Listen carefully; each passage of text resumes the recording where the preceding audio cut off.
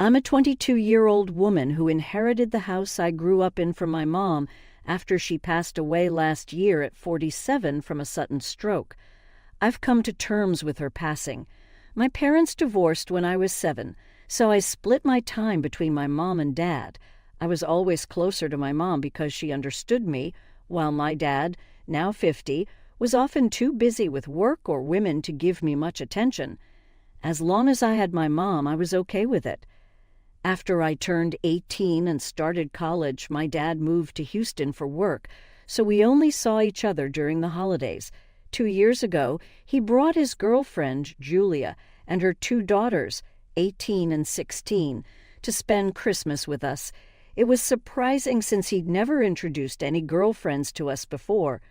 We welcomed them warmly, and everyone got along well. Even after that, Julia was always sweet to me on the phone, though her daughters were shy and kept to themselves. When my mom passed, she left the house to me. She had wisely divided her assets in her will when I turned 18, always planning ahead. After graduation, I decided to move into the house and find a local job, wanting to stay in my childhood home for a while. My dad wasn't happy about my mom's decision and made sure I knew it.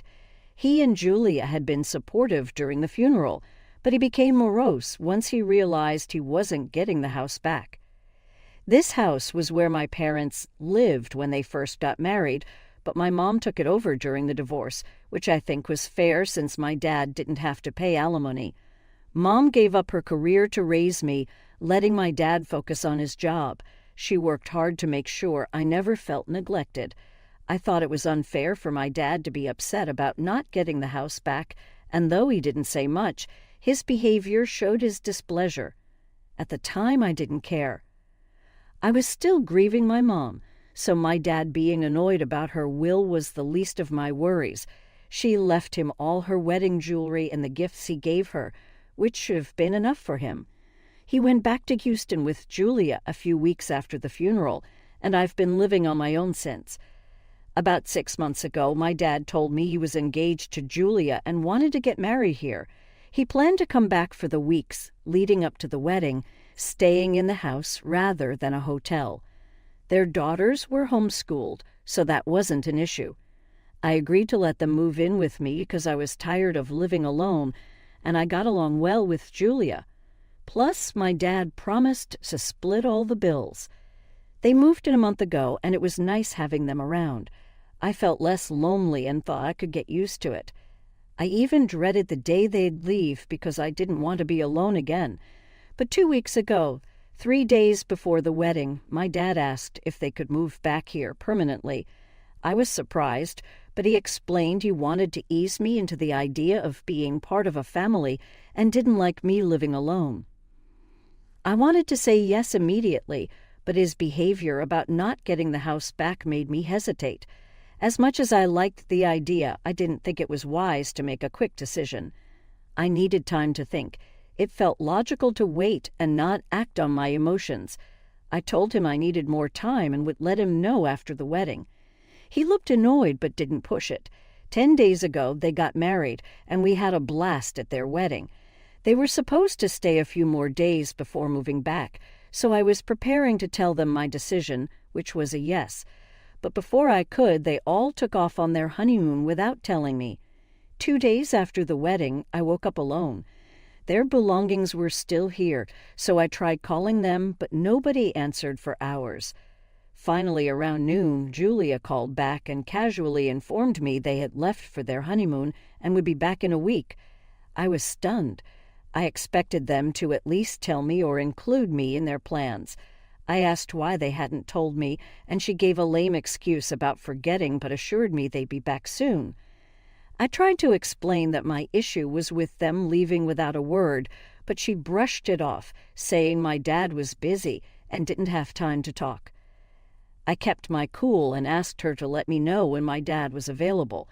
Her tone changed, and she became snarky, saying my dad was busy for the next few days and I shouldn't bother them. She told me not to act hysterically just because I felt left out, reminding me I wasn't a child anymore and needed to accept that my dad had a new family. She wanted me to get over it and clean the house before they returned. I was furious. I decided not to call my dad and was grateful I hadn't agreed to let them move in before seeing this side of Julia. There was no way they were living with me anymore. I packed their belongings as haphazardly as I could, stuffed them in cardboard boxes, and left them in the yard. I didn't care what happened to their things. They didn't belong inside my house. Yesterday, they came back from their honeymoon. Luckily, I was at work when they found their stuff in the yard. I had changed the locks, so they couldn't get in. My dad was extremely pissed when he contacted me about it.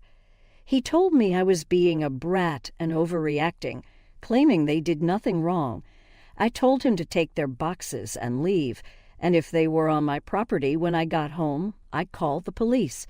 He cursed and hung up. I had to get back to work and couldn't waste time worrying. When I got home, their things were gone. I thought it was over, but around midnight my dad called. Julia apologized, saying she wanted to make amends and didn't want bad terms over something petty. I told her to shut up and leave me alone. Her sudden change felt fake, clearly driven by not being allowed to live with me anymore. If she had any regrets, she would have apologized sooner, not after their vacation. My dad wasn't sorry either.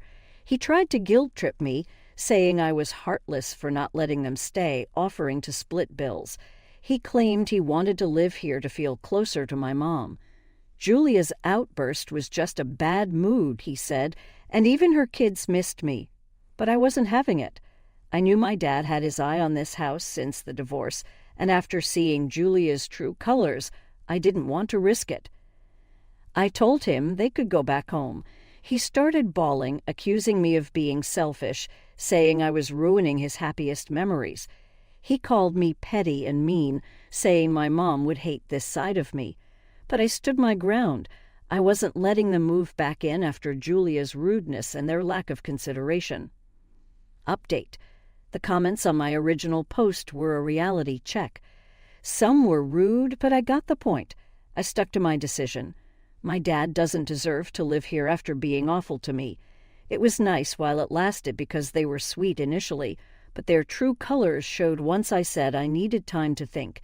They thought they could intimidate me, but I'm not that weak. I'd rather be lonely than spend time with the wrong people. I shouldn't have let them come here at all. My dad's reaction when he learned the house was mine should have been a red flag. It showed me how materialistic and selfish people can be.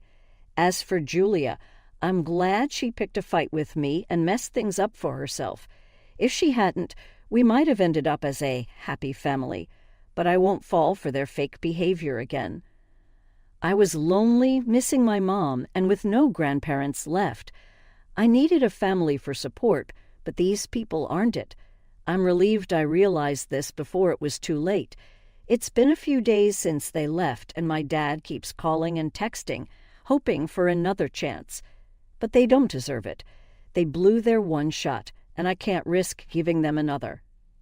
I feel bad treating my dad like this, but he never put in much effort with me.